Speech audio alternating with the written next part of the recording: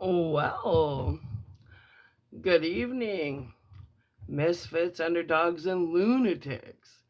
Since I have so many lunatics chimed into my channel, I thought, hmm, I was going to read Scrooge, but that resonates too much for you guys and you won't learn shit. So I thought, I might as well entertain you, lunatics, right? Right? Read something you guys can relate to. Hey, Chels, Justin, my little stalkers. All right. So I was sitting here going, okay, let's get into Scrooge. And I thought, no. I mean, if I have this many lunatics on my channel, let's get into something that they can relate to. Right? Right. So I went through my book collection. I have a lot of Stephen King. I'm like, what are we going to read? What's going to be the full moon Christmas read? Because we're in full moon energy, right? Nice. So, lunatics, the Luna Moon, let's do it. Let's entertain you guys. So, the book we're getting into for the month of Christmas, since, well, gotta entertain you one way or another, right? All right. So, lunatics, we're starting The Shining. How about that? Sure, a lot of you guys can relate to that, huh? Cool. All right, part one. A part one. Getting in my house coat because I really don't give a shit what you guys think of me. So, right on, I get to be as comfortable as I want.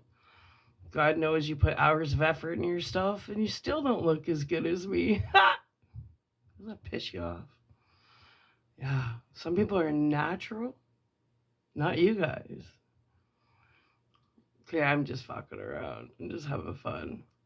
Just get set in the mood, the lunatic mood for all the loonies on my channel. All right, lunatics. Well, let's get started. All right. This is a long one. Like, this is, I don't know, I think it's like 600 pages or something all insane like that. Yeah. Uh huh. It's a 600 pager. Chapter 1 Job interview. Got this Nicorette making me cough. All right. Job interview. It's warm in this house and I'm in my house coat. Chapter 1 Job interview. Jack Torrance thought, officious little prick. Allman stood 5'5", and when he moved, it was with the prissy speed that seems to be the exclusive domain of all small, plump men. The part in his hair was exact, and his dark suit was sober but comforting. I am a man you can bring your problems to, that suit said to the paying customer. To the hired help, it spoke more curtly. This had better be good, you. There was a red carnation in the lapel, perhaps so that no one on the street would mistake Stuart Allman for the local undertaker. Let's get more comfy. Hello, little freaks. As he listened to Allman speak, Jack admitted to himself that he probably could not have liked any man on that side of the desk under the circumstances. Allman had asked a question he hadn't caught. That was bad. Allman was the type of man who would file such lapses away in a mental Rolodex for later consideration. Well, I'm sorry. I asked if your wife fully understood what you would be taking on here. And there's your son, of course. He glanced down at the application in front of him. Daniel. Your wife isn't a bit intimidated by the idea? Wendy is an extraordinary woman. And your son is also extraordinary? Jack smiled, a big, wide PR smile. We like to think so, I suppose. He's quite self-reliant for a 5-year-old.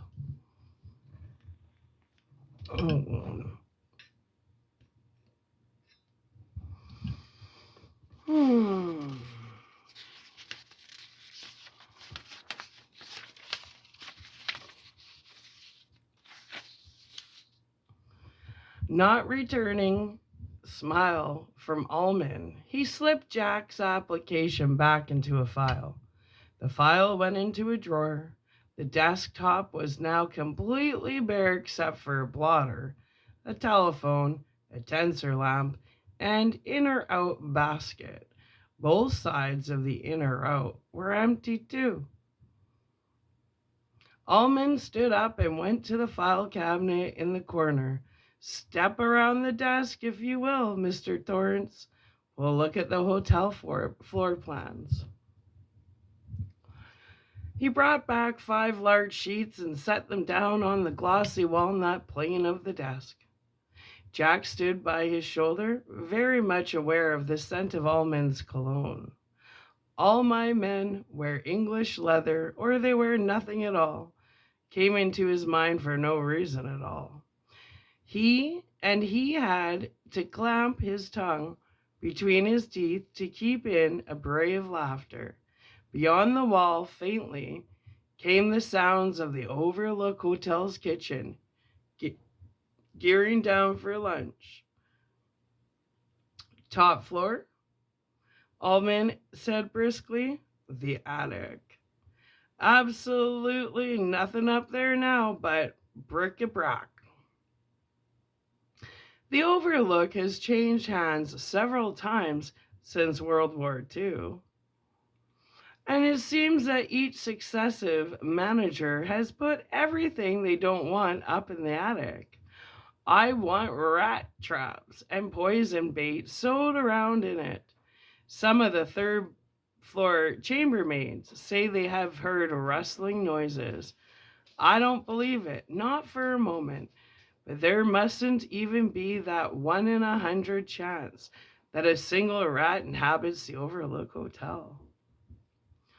Jack, who suspected that every hotel in the world had a rat or two, held his tongue. Of course, you wouldn't allow your son up in the attic under any circumstances. No, Jack said, and flashed the big PR smile again. Humiliating situation. Did this officious little prick actually think he would allow his son to goof around in a rat trap attic full of junk furniture? And God knew what else.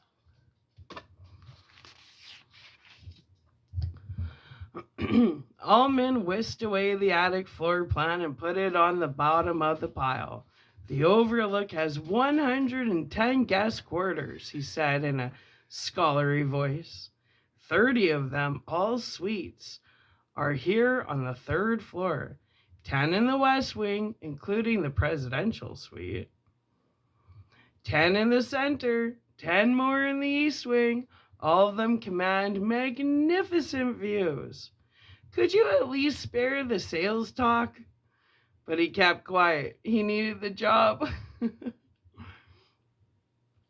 Allman put the 3rd floor on the bottom of the pile, and they studied the 2nd floor.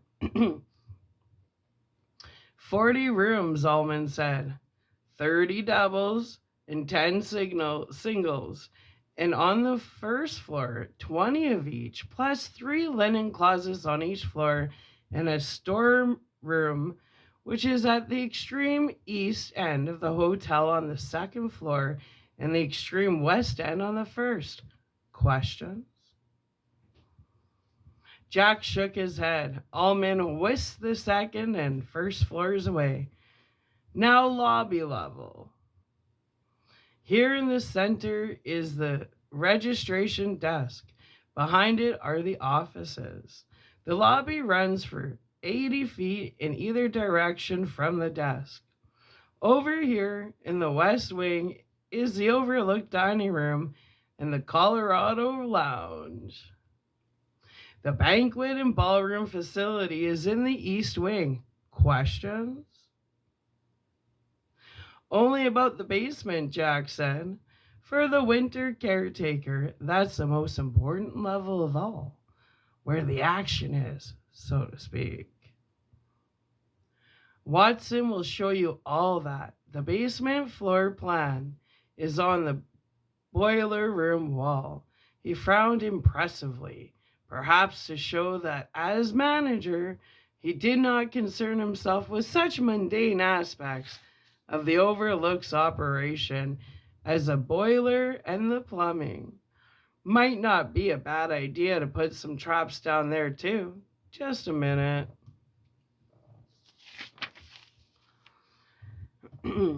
He scrawled a note on a pad he took from his inner coat pocket. Each sheet bore the legend "From the desk of Stuart Allman" in bold black script. Tore it off and dropped it into the old basket, or out basket. It sat there looking lonesome.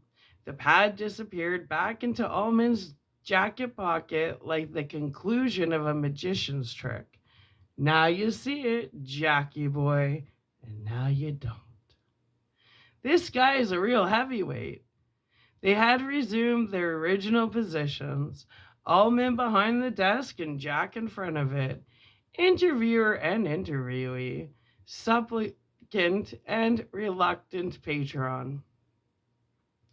Allman folded his neat little hands on the desk, blotted and looked directly at Jack. A small balding man in a banker's suit and a quiet gray tie.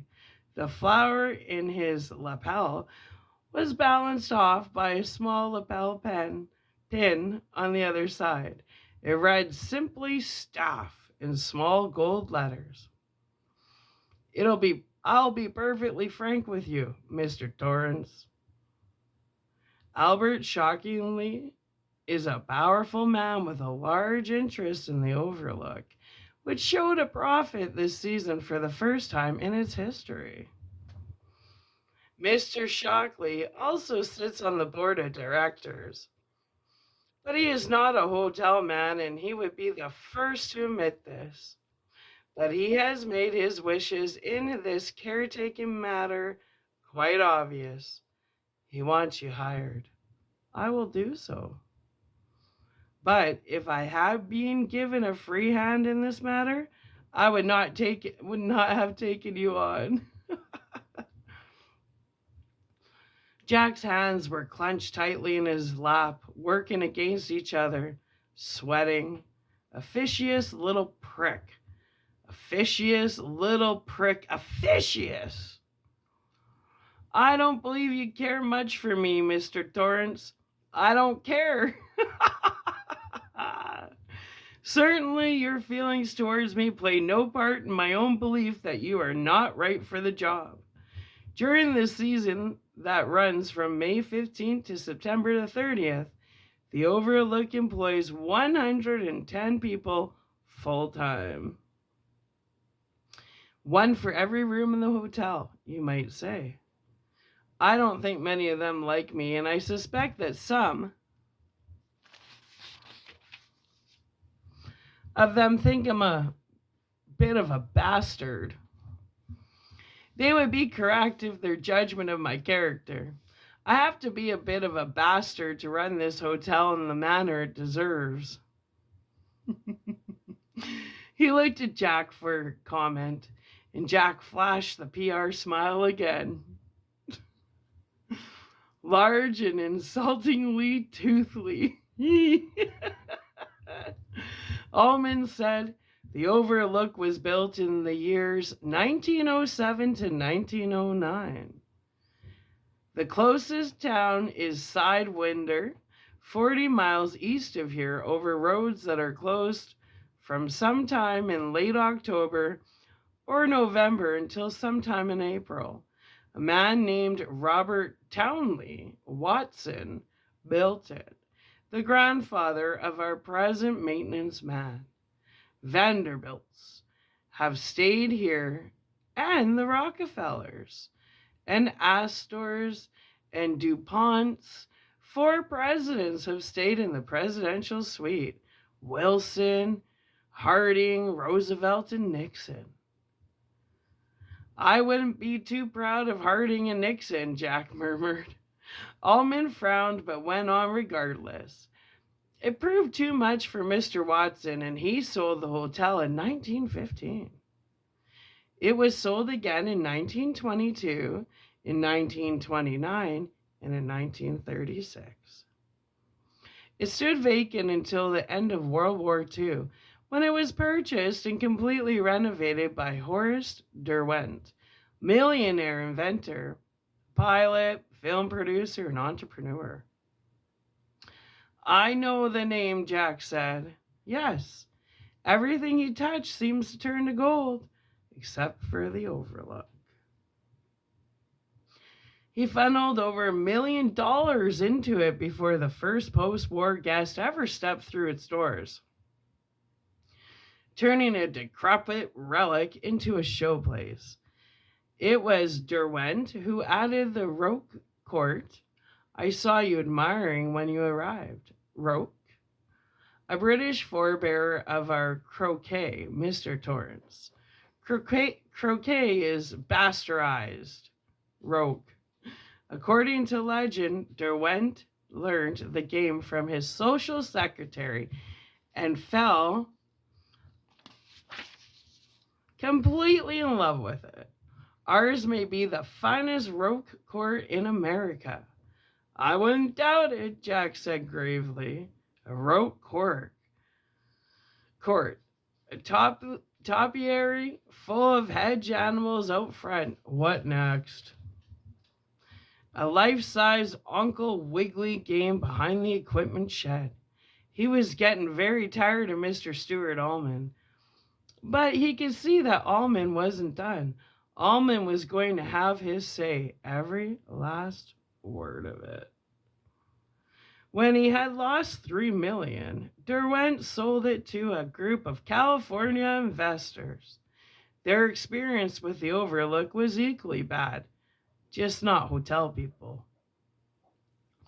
In 1970, Mr. Shockley and a group of his associates bought the hotel and turned its management over to me.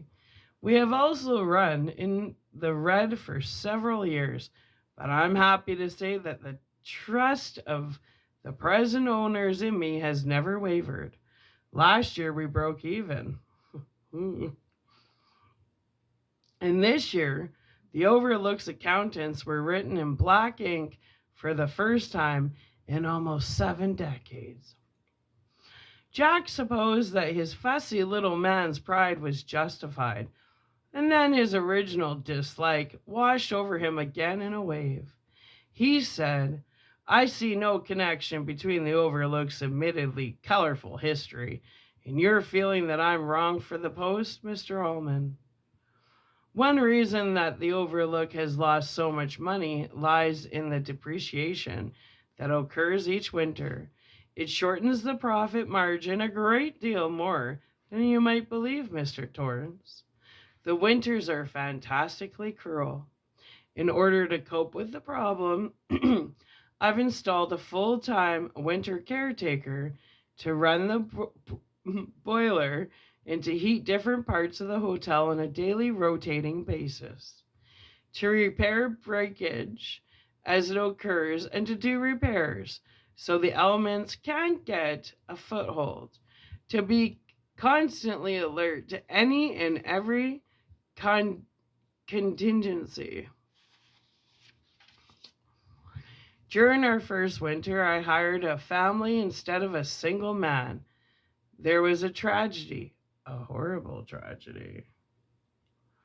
Almond looked at Jack coolly and appraisingly.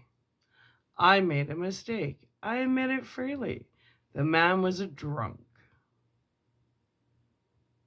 Jack felt a slow, hot grin, the total antithesis of the toothy PR grin, stretch across his mouth.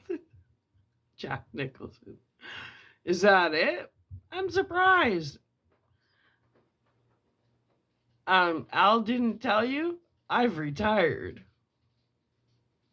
Yes, Mr. Shockley told me you no longer drink. He also told me about your last job, your last position of trust, shall we say. You were teaching English in a Vermont prep school. You lost your temper. I don't believe I need to be any more specific than that.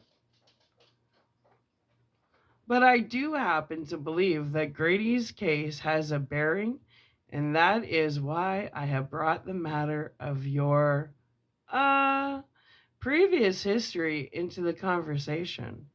During the winter of 1970 to 1971, after we had refurbished the Overlook, but before our first session, I hired this unfortunate named Delbert Grady. He moved into the quarters you and your wife and son will be sharing. He and his wife and 2 daughters, I had reservations, the main ones being the harshness of the winter season and the fact that the Gradys would be cut off from the outside world for 5 to 6 months.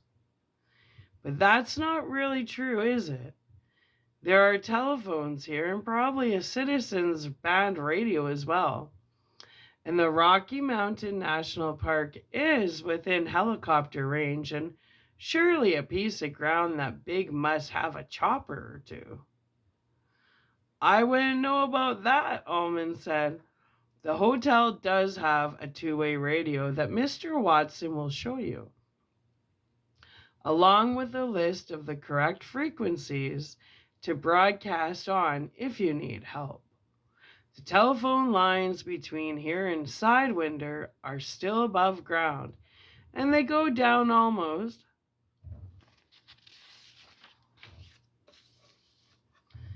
every winter at some point or other, and are apt to stay down for 3 weeks to a month and a half.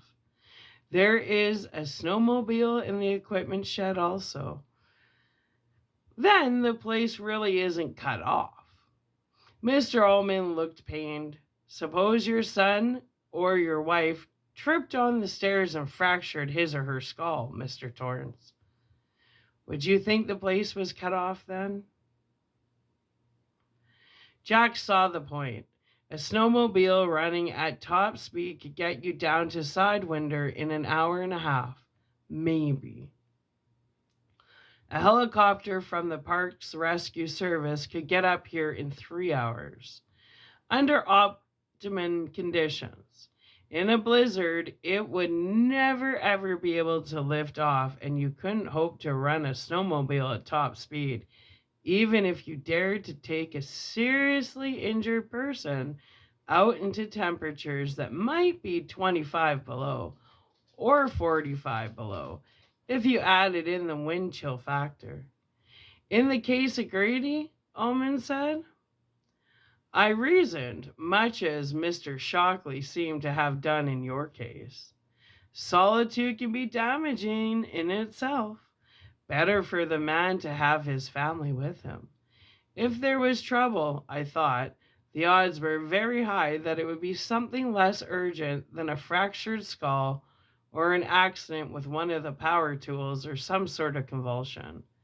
A serious case of the flu, pneumonia, a broken arm, even appendicitis. Any of those things would have left enough time.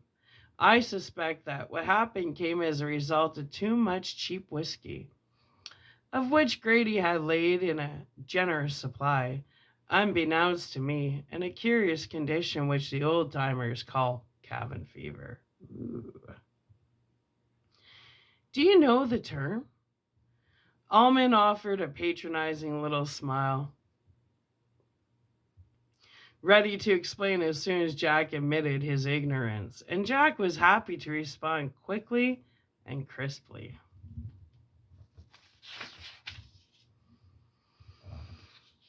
It's a slang term for the claustrophobic reaction that can occur when people are shut in together over long periods of time. The feeling of claustrophobia is externalized as dislike for the people you happen to be shut in with. In extreme cases, it can result in hallucinations and violence. Ooh. Murder has been done over such minor things as a burnt meal or an argument about whose turn it is to do the dishes. I knew you guys could relate. Ba-dum-bum. Allman looked rather nonplussed, which did Jack a world of good. He decided to press a little further, but silently promised Wendy he would stay cool. I suspect you did make a mistake at that. Did he hurt them? He killed them, Mr. Torrance, and then committed suicide. He murdered the little girls with a hatchet, his wife with a shotgun, and himself the same way. His legs were broken, undoubtedly so drunk he fell downstairs. Allman spread his hands and looked at Jack self-righteously. Was he a high school graduate? As a matter of fact, he wasn't, Allman said, a little stiffy. I thought, shall we say, less imaginative individual would be less susceptible to the rigors, the loneliness. That was your mistake, Jack said. A stupid man is more prone to cabin fever, just as he's more prone to shoot someone over a card game or commit a spur-of-the-moment robbery. He gets bored. When the snow comes, there's nothing to do but watch TV or play solitaire and cheat when he can't get all the aces out. Nothing to do but bitch at his wife and nag at the kids and drink. It gets hard to sleep because there's nothing to hear. So he drinks himself to sleep and wakes up with a hangover. He gets edgy, and maybe the telephone goes out and the TV aerial blows and down, and there's nothing to do but think and cheat at solitaire and get edgier and edgier. Finally, boom, boom, boom. Whereas a more educated man, such as yourself, my wife and I both like to read. I have a play to work on, as Al shockingly probably told you. Danny has his puzzles, his coloring books, and his crystal radio. I plan to teach him to read, and I also want to teach him to snowshoe. Wendy would like to learn how too. Oh yes, I think we can keep busy and out of each other's hair if the TV goes on the fritz. He paused. And Al was telling the truth when he told you I no longer drink. I did once, and it got to be serious. But I haven't had so much as a glass of beer in the last 14 months. I don't intend to bring any alcohol up here, and I don't think there will be an opportunity to get any after the snow flies. In that you would be quite correct, Allman said. But as long as the three of you are up here, the potential for problems is multiplied. I have told Mr. Shockley this, and he told me he would take the responsibility. Now I've told you, and apparently you are also willing to take the responsibility. I am. All right, I'll accept that, since I have little choice. But I would still rather have an unattached college boy taking a year off. Well, perhaps you'll do. Now I'll turn you over to Mr. Watson, who will take you through the basement and around the grounds. Unless you have further questions. No, none at all. Almond stood. I hope there are no hard feelings, Mr. Torrance. There's nothing personal in the things I have said to you. I only want what's best for the Overlook. It is a great hotel, and I want it to stay that way. No, no hard feelings. Jack flashed his PR grin again. But he was glad Almond didn't offer to shake hands. There were hard feelings, all kinds of them. And we're going to upload this, and then we're going to get into chapter 2, Boulder. So stay tuned for the next 600 pages. It shall be fun. Bye.